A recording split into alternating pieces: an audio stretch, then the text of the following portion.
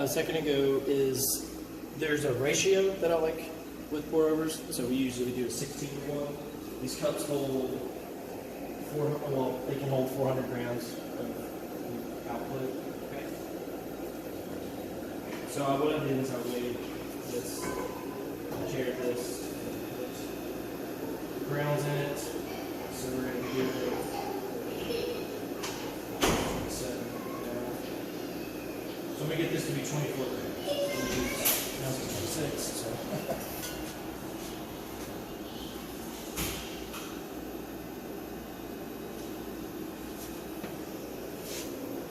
Is that the one you got? Now I'm at 24. That's a good one.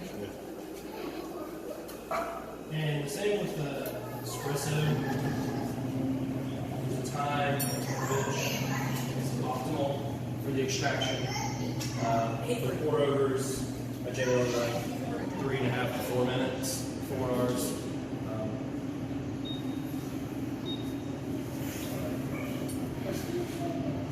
So I'll find out the time. 4 hours since I wrote that. So the ratio is going to be that 400 grams. By 16. Really, the rough, like, that's not exactly the amount, but it's like the nice like round numbers. So for 24 grams of coffee, you get 400. If you want 500 grams of output, 30 grams of coffee. So this is.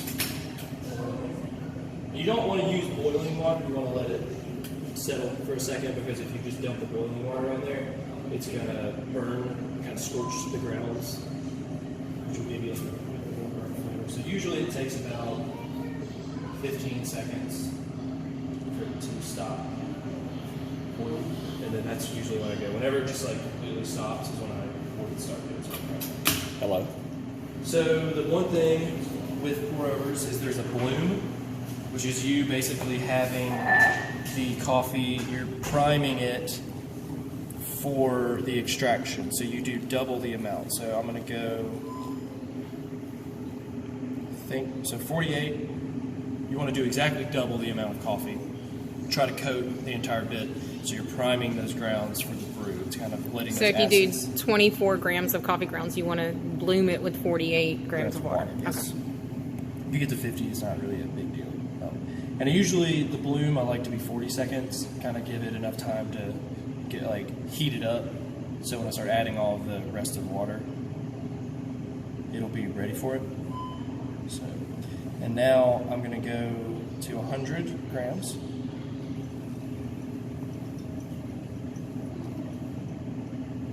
Roughly. I'm not gonna be strict about that. So until every 15 seconds you want to add a little bit of water. So now I'm going to go to 150. You want to add usually 50 grams at a time. Did you zero it out after the grounds were in? Yeah. Okay.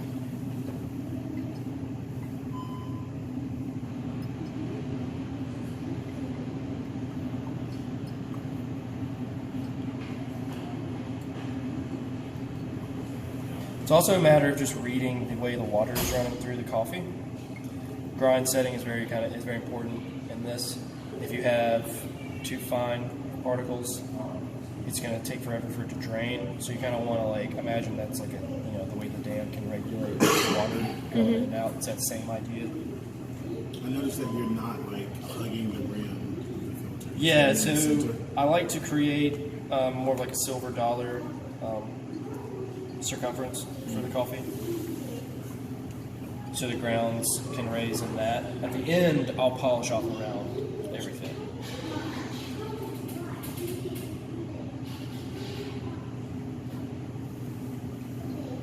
I'll let this one run for a little bit. You never want to dry bed. A dry bed is a bad bed.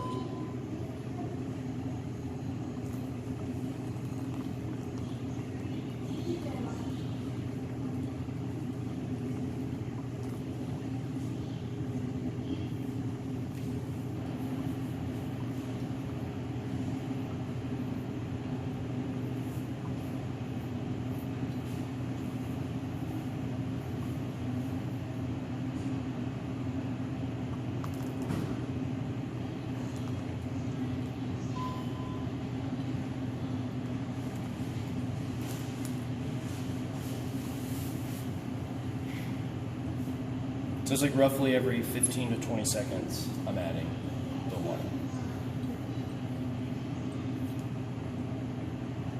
Alright, so this is the last one. So I want to go around it to get all those extra grounds, and then I circle back into the center, and I'm just going to let it drain out.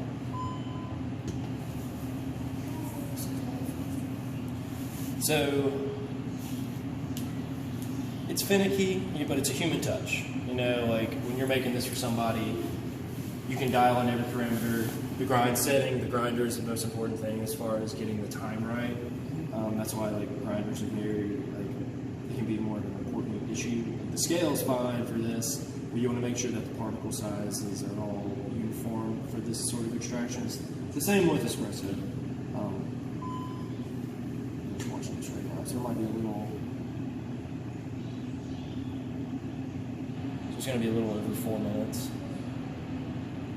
Which doesn't mean it's going to be bad, really. It's just, we'll taste it to see if it tastes over extracted or anything. So that means the particles were too fine. Mm-hmm. We need to go to a coarser ground. Coarser, yeah. And you also see how the bed is flat? Mm-hmm. So that was about 4 minutes and 20 seconds. You know, kind of it's a little uneven, but you want that it's not as craggy as some can be. You want the flat bed, same with the espresso, even extraction that way. Mm-hmm. And all is going through at an even rate, because that's how you can get, you're not like missing out any extraction points in the coffee grounds being that.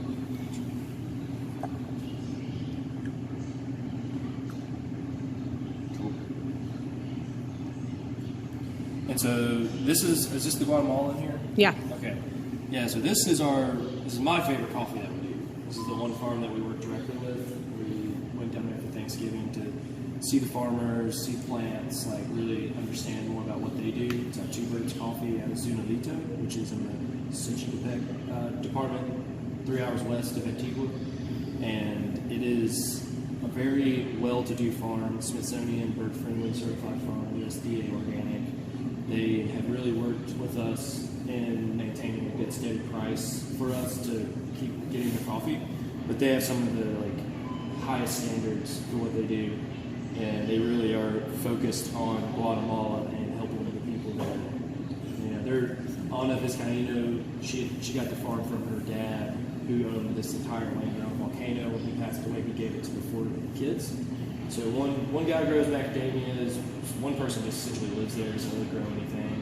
I think the other daughter does coffee, but we work with Ana and Diego, his son, directly imports to Fort Lauderdale, and that's where we get our coffee from him. And it's just a really nice coffee. We didn't have this relationship back when we first met. Gotcha. This has since happened in the past year.